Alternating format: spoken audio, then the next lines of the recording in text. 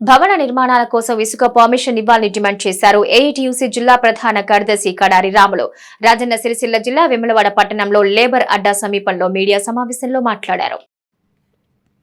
ఇంటి నిర్మాణాల కోసం అధికారులు ఇసుకకు పర్మిషన్ ఇవ్వాలన్నారు. ఇసుక లేకపోవడంతో పనులు ఎక్కడికక్కడ నిలిచిపోయాయని, కార్మికులు పనిలేక రోడ్డున పడ్డారని అన్నారు. వెంటనే ప్రభుత్వం స్పందించి ఇసుకకు పర్మిషన్ ఇవ్వాలని కోరారు. రెక్కడితే గాని డొక్కడని కార్మికుల కుటుంబాలకు ప్రభుత్వం ఉపాధి కల్పించాలని కోరారు.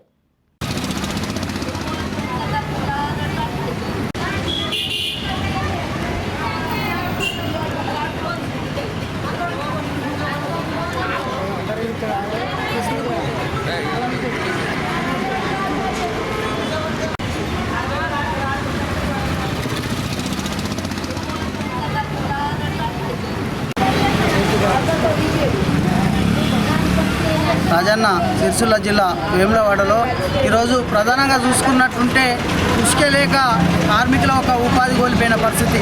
ఇలా అదేవిధంగా ఇలా స్థానికంగా ఉన్న కార్మికులకు వలస కార్మికులు వచ్చి ఇలా ఇక్కడ ఈ యొక్క ప్రాంతానికి ఉన్నటువంటి కార్మికులకు ఉపాధి కరువైంది. ఇలా చూసుకుంటే ఇలా బీహార్ యూపీ కూలీలు అతి తక్కువ కూలీకి వచ్చి ఇలా పనిచేస్తూ ఉన్నారు. స్థానికంగా ఉన్న కార్మికులకు ఉపాధి కరువైంది. ప్రధానంగా అదొకటే కాకుండా కూడా ఉసుకుంటే అక్కడిక్కడ పనులు నడుస్తాయి. ప్రధానంగా ఉసుక పర్మిషన్ లేక పనులు అనేవి ఎక్కడెక్కడ ఆగిపోయినాయి. వెంటనే కలెక్టర్ గారు కానీ ఇలా ఎంఆర్ఓ గారు కానీ ప్రతిరోజు కూడా ఉసుక పర్మిషన్ ఇవ్వాలని ఈ సందర్భంగా ఏఐటీసీ డిస్ట్రిక్ట్ జనరల్ సెక్రటరీగా డిమాండ్ చేస్తూ ఉన్నాం.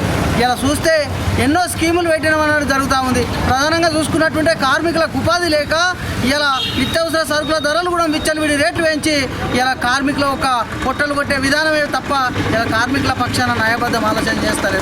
ప్రధానంగా వెంటనే అవి ఉసుకొకటి ప్రతిరోజు పర్మిషన్ ఇవ్వాలి. అదేవిధంగా ఇలా కూలీలు కూడా బీహార్ యూపీ కూలీలు వస్తూ ఉన్నారు. ఈ అడ్డాల మీద కూలీలు 11 అయినా కూడా పని దొరకక వెళ్ళిపోతూ ఉన్నారు. అదేవిధంగా కూడా మేము మన గీత కార్మికుల మాదిరిగా బీడీ కార్మికుల మాదిరిగా ప్రతి కార్మికునికి కూడా పెన్షన్ ఇవ్వాలని కూడా ఎన్నో దరఖాస్తులు పెట్టుకున్నప్పటికీ ఇప్పటి వరకు ఎలాంటి స్పందన లేదు. అదేవిధంగా 10 కార్మికునికి కూడా ఇప్పుడు 5,000 రూపాయల పెన్షన్ ఇవ్వాలని కూడా ఈ సందర్భంగా ఏఐటీసీ పక్షాన డిమాండ్ చేస్తూ ఉన్నాం.